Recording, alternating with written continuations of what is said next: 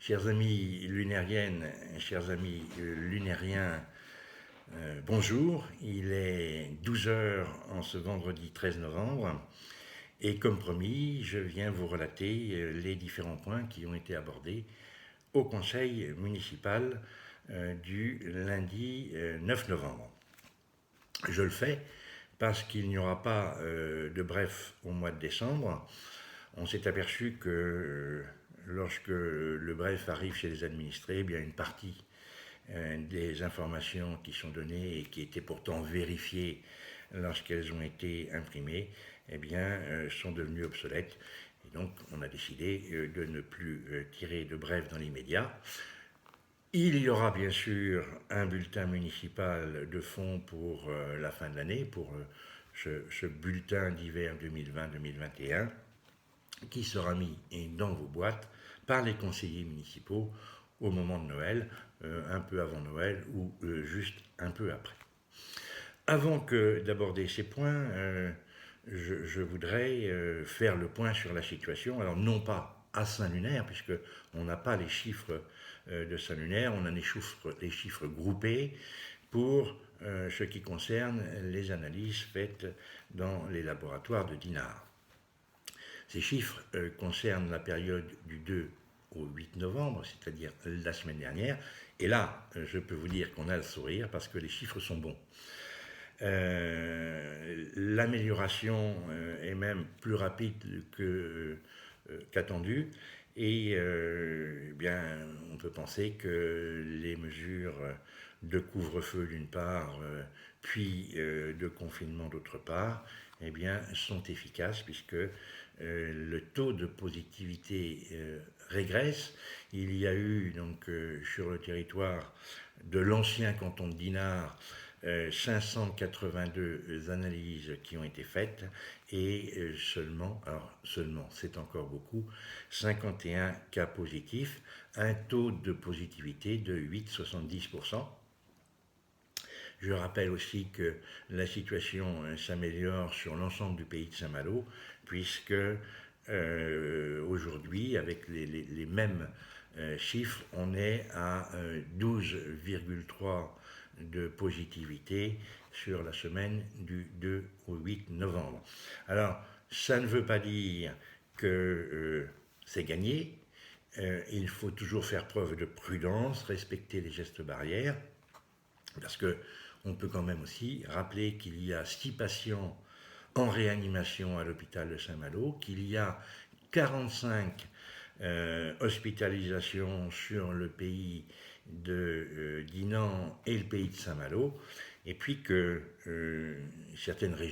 dans certaines régions, les urgences et les hôpitaux débordent tellement qu'on est obligé d'envoyer des patients se faire soigner dans des régions qui sont moins contaminées par la pandémie.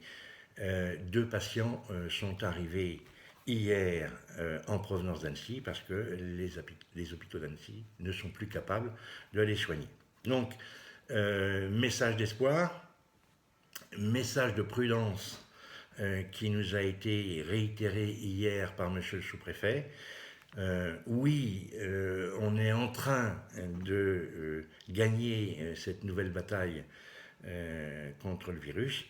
Non, la situation n'est pas réglée et il faut faire très attention au port du masque qui, je le rappelle, est obligatoire sur l'ensemble du territoire d'Ille-et-Vilaine, et puis bien sûr aux gestes barrières, et puis n'oubliez pas, bien entendu, qu'il vous faut votre attestation pour accomplir vos actions de la vie quotidienne. À ce propos, le sous-préfet nous a rappelé aussi que la pêche à pied était interdite. Alors, pour pouvoir pêcher à pied, il aurait fallu être dans un rayon d'1 kilomètre de son domicile et pas plus d'1 heure. Il a estimé que c'était impossible pour la plupart des habitants et il a donc décidé d'interdire la pêche à pied pendant les grandes marées. On en est désolé. Ce que je vous dis là, bien entendu, ce n'est que de l'information. J'ai lu mi-amusé et mi-attristé un commentaire qui a été mis sur un de mes réseaux préférés lorsque j'ai dit la semaine dernière que la baignade était interdite, que c'était le début de la dictature. Alors vous vous doutez bien qu'un ancien 68 art comme moi ne peut que rire, enfin, ou sourire de cette affirmation. Et puis, la même plume ajoutait 6 ans, ça va être long. Ben oui, je suis désolé, hein, je me suis engagé à être là 6 ans. Eh bien, je serai là 6 ans. Il y en a qui s'en inquiètent, mais je pense qu'il y en a un peu plus qui s'en réjouissent.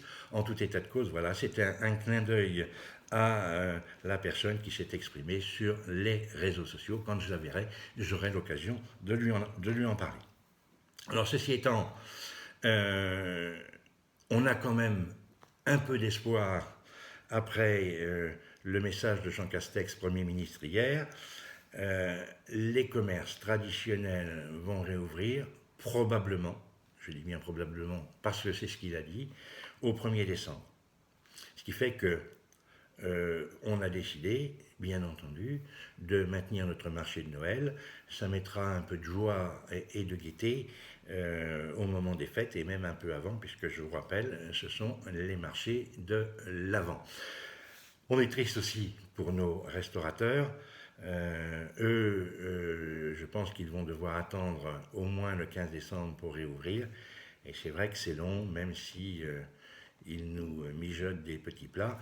Ils auront l'occasion d'en mijoter pour nos aînés, puisque à ce matin, il y avait 169 personnes qui s'étaient inscrites pour prendre un repas dans les restaurants de Saint-Lunaire dans le cadre du repas de fin d'année. Je rappelle que le repas de fin d'année, il sera à prendre avant le 1er juillet 2021. Mais il est temps sans doute de venir au conseil municipal, qui n'était sans doute pas le conseil municipal le plus important de l'année, mais qui nous a permis de traiter un certain nombre de dossiers. Le premier concerne des délaissés. Alors, ce qu'on appelle les délaissés, eh bien, ce sont des terrains qui ne sont pas utilisés en bord de route ou pour lesquels la configuration des circulations a changé. Je veux parler de la ZAC de la ville au Caux. Avant, il y avait entre Saint-Lunaire et Saint-Briac une entrée-sortie.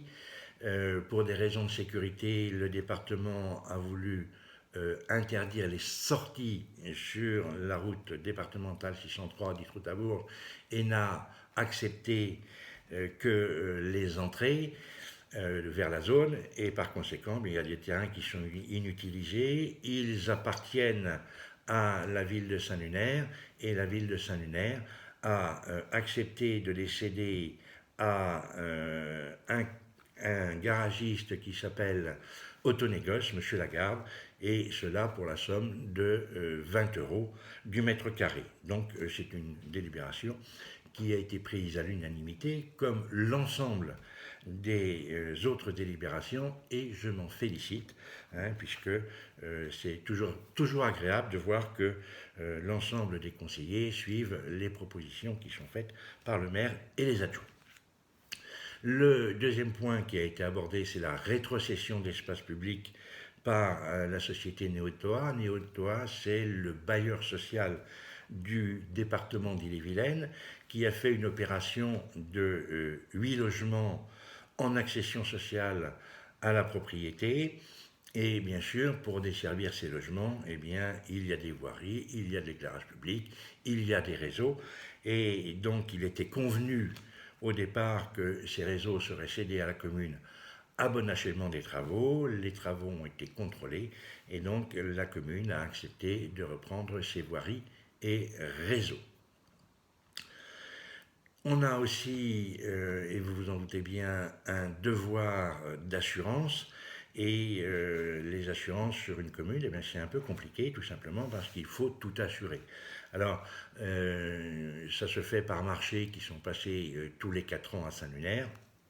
On fait un appel d'offres et répondent toutes les entreprises d'assurance qui le souhaitent. Et il y a une analyse fine qui est faite par un cabinet de consultants et qui nous permet de faire nos choix. Alors, 5 lots, je vous le disais, je vais expliciter un peu plus. Il faut d'abord avoir l'assurance, ce qu'on appelle l'assurance statutaire des personnels, c'est-à-dire toutes ces assurances qui concernent la maladie longue durée, le décès, le handicap, et donc c'est un chiffre assez important pour les communes. Le deuxième lot, eh bien, c'est l'assurance des éléments de patrimoine. Les communes ont beaucoup de patrimoine, la commune de Saint-Lunaire aussi. Je citerai les deux églises, la salle omnisport, le centre culturel, la salle Aimé Le Foll, le yacht club et plein de petites autres possessions. Et donc cela, ça s'assure aussi en tant que propriétaire et aussi usager. Et puis, il y a la flotte de véhicules à moteur. Je dis véhicules à moteur tout simplement parce qu'en plus des voitures, des camions, il y a tracteurs, tractopelles, tondeuses. Donc, c'est le troisième lot. Il y a la responsabilité civile de la commune en cas d'accident sur la voirie. Souvent, et ils ont raison, les administrés se retournent contre nous et il faut bien s'assurer. Et enfin, il y a l'assurance responsabilité au civil comme au pénal des agents et des élus. Eh bien, comme il y a 4 ans, hein, puisque je vous l'ai dit, c'est tous les 4 ans, le chiffre varie autour des 55 000 euros. Il n'a pas énormément bougé. Donc nous avons approuvé le choix des sociétés qui nous assureront du 1er janvier 2021 au 31 décembre 2024, puisqu'il faudra recommencer pour le 1er janvier 2025. Il y a eu aussi un point d'ordre avec la modification budgétaire sur le contrat de voirie. Le trésorier nous avait demandé de mettre une partie des frais en fonctionnement, et puis il se trouve que la doctrine de l'État a changé, que ces frais-là doivent être mis non plus en fonctionnement mais en investissement. C'est une opération d'écriture pour 65 000 euros. Il y a aussi le transfert du contrat qui nous lie à la société Free Mobile. C'est l'antenne relais qui est sur le château d'eau et qui, Free Mobile ayant cédé ses droits à la société One Tower France, donc qui elle demande à ce qu'elle ait à reprendre le bail qui était celui de Free Mobile. C'est ce que nous avons accepté. Petit rappel, il y a 3 antennes sur le château d'eau qui rapportent bon an mal an 30 000 euros en tout à la commune chaque année. Le SPANC, c'est le service public de l'assainissement non collectif, donc l'assainissement individuel. C'est un service qui est géré par la communauté de communes et du fait que votre serviteur a été élu président du SPANC, il fallait qu'il y ait un nouveau conseiller municipal de Saint-Lunaire qui siège au conseil d'administration. Nous avons choisi Jean-Pierre Bachelier, qui est aussi président du syndicat intercommunal d'assainissement. Donc il y a une certaine logique. Jean-Pierre Bachelier est notre spécialiste de l'assainissement. Pour ce qui concerne la Potinière, eh bien, nous avons décidé de diminuer les loyers à proportion du confinement.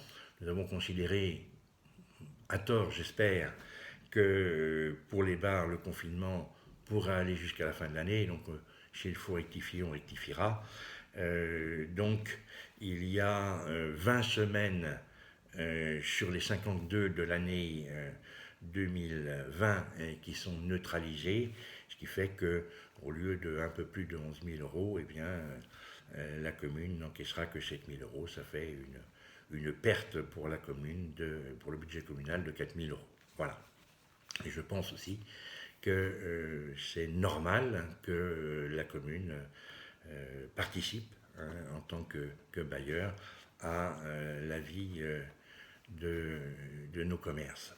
Et puis, dans le même moment, nous avons décidé pour les autres commerçants de proroger l'autorisation de terrasses supplémentaires pour l'ensemble de l'année 2021. On sait très bien que ça ne va pas être facile, que ça ne va pas être simple à la réouverture, que peut-être aussi si on avait eu un peu plus d'espace l'été dernier, eh bien, il n'y aurait peut-être pas eu ce besoin de reconfinement. Donc que les commerçants qui ont des terrasses soient rassurés. De la même manière et de manière gratuite, le surplus de terrasses sera à nouveau accordé en 2021 et à nouveau à titre gratuit. Pour ce qui concerne les deux points qui étaient importants, vraiment importants dans ce conseil, eh bien là aussi l'unanimité a été de mise, puisqu'on a approuvé l'adhésion au syndicat mixte chargé de rédiger la charte du parc naturel régional. Alors, c'est un peu l'Arlésienne, le PNR, on en parle depuis 15 ans. On dit souvent que il y a 53 parcs naturels en France et que les gens y sont heureux. Je peux vous le confirmer puisque j'ai été à quelques assemblées de ces parcs naturels régionaux et c'est vrai que, comme on le dit, une nouvelle vie s'invente ici, une autre vie s'invente ici, tout simplement parce que ce sont des territoires, des laboratoires du bien vivre et de la culture et des coutumes locales. Bref, les communes qui sont pressenties pour adhérer à ce parc, si d'aventure nous arrivons à faire passer cette charte, eh bien doivent se prononcer pour savoir si on accepte d'adhérer à ce syndicat de préfiguration. Ça a été l'unanimité, je vous l'ai dit. Il en coûtera 50 centimes d'euros à la commune par habitant d'IGF.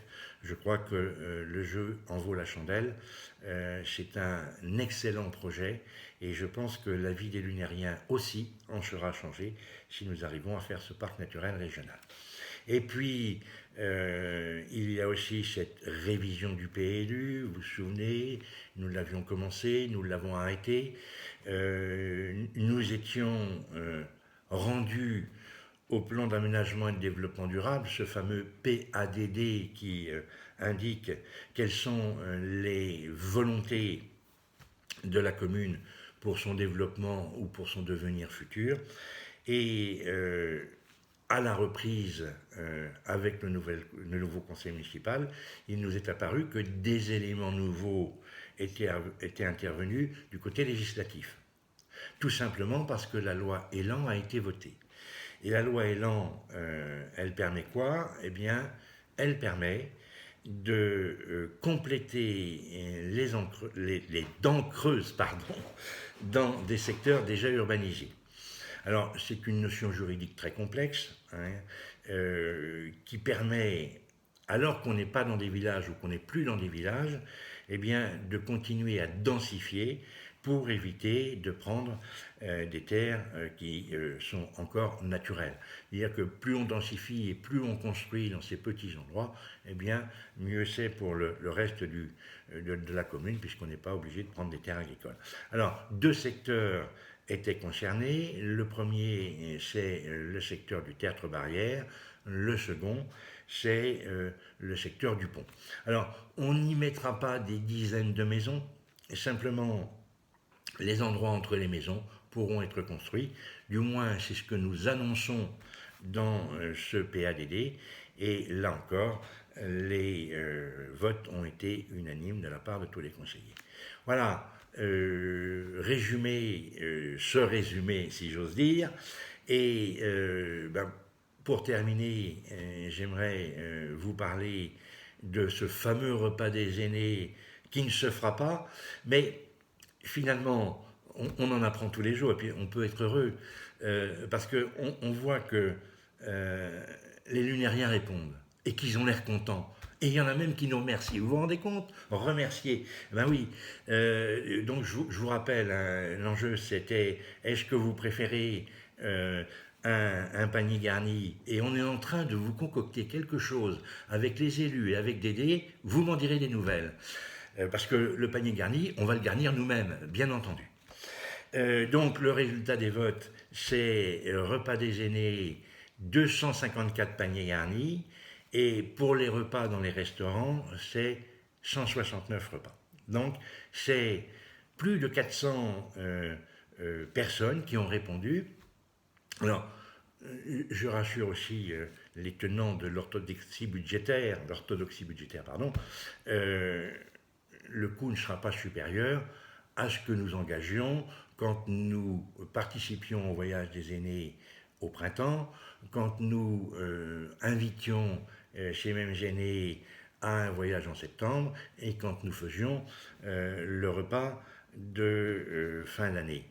Ce qui est extraordinaire, c'est qu'aujourd'hui, 400 personnes vont en participer. Et par avance, on va leur dire, peut-être pas joyeux Noël, mais on va leur dire, n'oubliez pas, chères lunériennes, chers lunériens, à Saint-Lunaire, on vous aime.